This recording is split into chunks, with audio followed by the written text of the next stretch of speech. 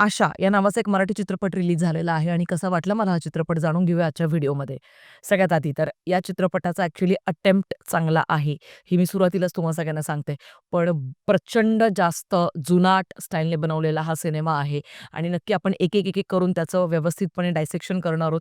पण सध्या सगळ्यात आधी मी एक पहिली गोष्ट सांगते, की हा चित्रपट ॲक्चुअली प्रचंड कमी बजेटमध्ये बनवलेला आहे. Max to max if I am not wrong, I think हा फक्त एक 60-70-80 लाखांमध्ये बनवलेला चित्रपट आहे. ते पण अगदी मी खूपच सांगितलं असं मला फील होतंय ओव्हरऑल चित्रपट बघितल्यानंतर.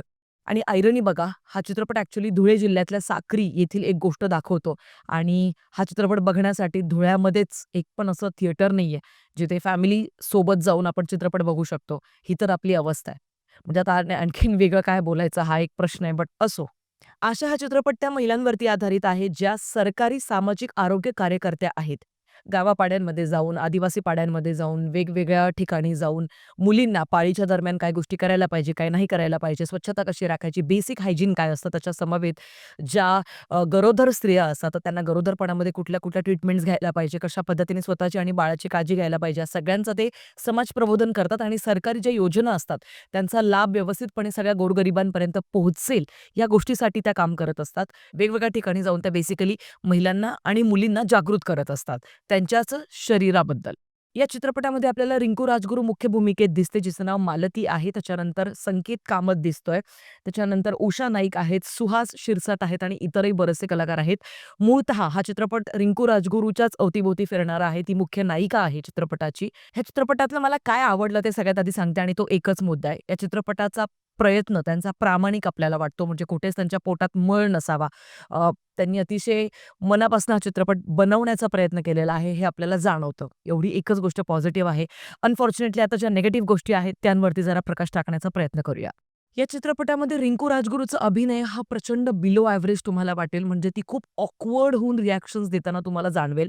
त्याच समवेत आता तिची मुख्य भूमिका आहे, तरीसुद्धा तिचा अभिनय हा वरवरून केल्यासारखा वाटतो. अजिबात त्याच्यामध्ये काही डेप्थ नाही वाटत, काही खोली नाही आपल्याला फील होत. तिच्या पात्रासाठी आपल्याला फारसं असं काही फील होत नाही. अख्खा चित्रपट जो आहे तो आशा वर्कर्स ज्या आहेत, तर त्यांच्या प्रोफेशनल लाईफबद्दलचा आहे. पण या संपूर्ण चित्रपटामध्ये त्यांच्या प्रोफेशनल लाईफला ॲक्चुअली खोलात जाऊन, की त्यांचा ॲक्चुअल संघर्ष काय आहे, हे काहीच नाही दाखवलेलं आहे. म्हणजे एक्सप्लोरच केल्या नाहीयेत त्या गोष्टी. ॲक्चुअली त्यांचं काम हे इतकं सोपं नाहीये. जितकं मी 2 ते 3 वाक्यात तुम्हा सगळ्यांसमोर बोलले, तितकं ते सोपं काम नाहीये.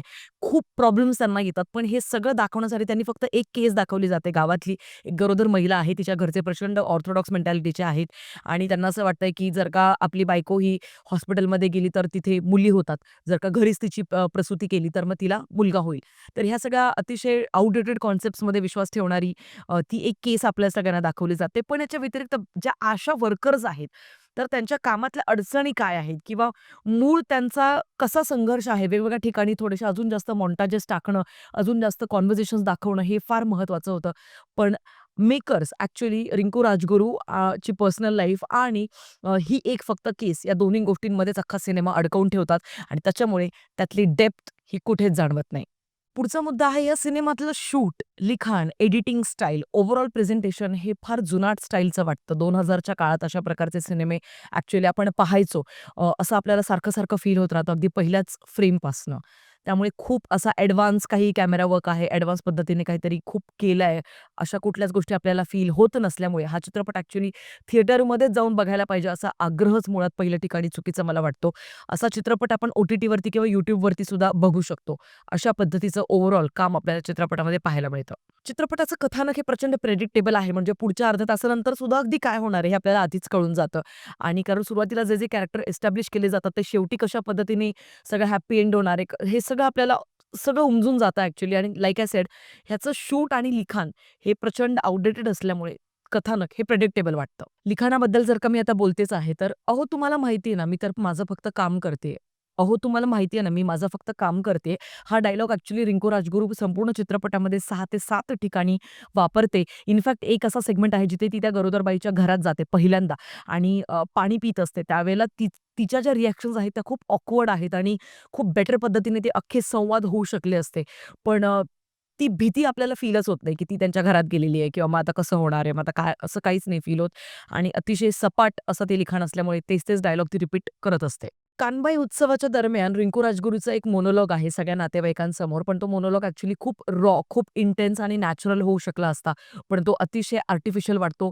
सगळे वाक्य हे तिने पाठ केल्यासारखे ती बोलते आणि लाइक आय सेड तिचा अभिनय ॲक्चुअली मला प्रचंड बिलो एव्हरेज वाटला चित्रपटामध्ये फॉर सम रिझन म्हणजे का बरं नाही कळलं मला. या चित्रपटाचा जो शेवट आहे क्लायमॅक्स तो अजून बेटर पद्धतीने एक्झिक्यूट होऊ शकला असता. तो खूप हार्ड हिटिंग आपल्याला वाटू शकला असता, पण नाही होत. पुढचा एक सीन आहे जिथे चहा पीत असताना रिंकू राजगुरू काहीतरी रेडिओवरती ऐकते आणि त्याच सीनमध्ये तिला समोर एक गाय दिसते. त्या गायीच्या गळ्यामध्ये एक लाकडाचा खुंटा आहे आणि तिला ते आता काढायचंय. पण ज्यावेळेला ती ते काढायला जाते त्यावेळेला ती स्वतःच खूप घाबरलेली आहे त्या गायीला. हे आपल्याला कळतंय तिच्या ओव्हरऑल बॉडी लँग्वेजमधनं. ती भीती तिच्या त्या हाताने काढण्याच्या प्रक्रियेमध्ये आपल्याला इतकी फील होती, की ती कुठेच नॅचरल नाही वाटत आणि तिचं जे पात्र आहे ते एका गावातलं पात्र आहे, तरीसुद्धा. सो तिने जे घाबरत-घाबरत भीती मनात ठेवत तो एक सीन परफॉर्म केलेला आहे. तो ॲक्चुअली खूप विशेष सीन होऊ शकला असता संपूर्ण चित्रपटातला. पण तसं मात्र काही होत नाही. कास्टिंगमध्ये तिचे जे सासरे दाखवलेले आहेत, त्याच्यानंतर तिच्या नवऱ्याची भूमिका आणि त्यांचं घर जे आहे, तर ह्या सगळ्या गोष्टी पाहता ते गरीब आहेत, असं कुठेच आपण कन्विन्स होत नाही या गोष्टीला. आपल्याला विश्वासच बसत नाही की गरीब आहेत. दुसरी गोष्ट हा लाकडीच्या वखारीमध्ये जाऊन बाप आणि मुलगा काम करतोय, ते पण विश्वासपूर्वक काहीच वाटत नाही. एकच सीन दाखवलाय तिथे फक्त. तो एक लाकडाच्या पट्ट्या अशा फक्त उभा राहून तिथे असा ठेवतोय. बाकी काम करतानाचा एक पण सीन नाहीये. मला हेच समजत नाही की ॲक्टर्स मेहनत का नाही घेत, की मला विश्वासात घ्या की तुम्ही लाकडाच्या वखारीत काम करताय. मग कसं काम करताय? मग काय थोडं घ्या ना प्रशिक्षण. ते कट करा ना. तिथे काहीच काही दाखवलं जात नाही. म्हणजे अख्ख्या चित्रपटात कास्टिंग सुद्धा चुकीची वाटते आणि ओव्हरऑल सेट डिझाइन जे ते घर दाखवलंय, एवढा मोठा वाडा किंवा ज्या पद्धतीने कुठेच असं वाटत नाही की ते गरीब आहेत. ओव्हरऑल हा चित्रपट लिखाण, शूट, एडिटिंग, एक्झिक्युशन सगळ्याच गोष्टींमध्ये आपल्याला फसलेला जाणवतो. पण तरीसुद्धा त्यांचा अटेम्प्ट मी जसं सुरुवातीलाच पहिलं वाक्य बोलले, की त्यांचा अटेम्प्ट खूप प्रामाणिक मला वाटला आणि त्याच्याचमुळे या चित्रपटाला मी देईल 1 स्टार आउट ऑफ 5. बाकी तुमचं काय म्हणणं आहे आशा या चित्रपटाबद्दल ते कमेंट सेक्शनमध्ये कळवायला विसरू नका. भेटूया पुढच्या व्हिडिओमध्ये. तोपर्यंत काळजी घ्या. Peace out.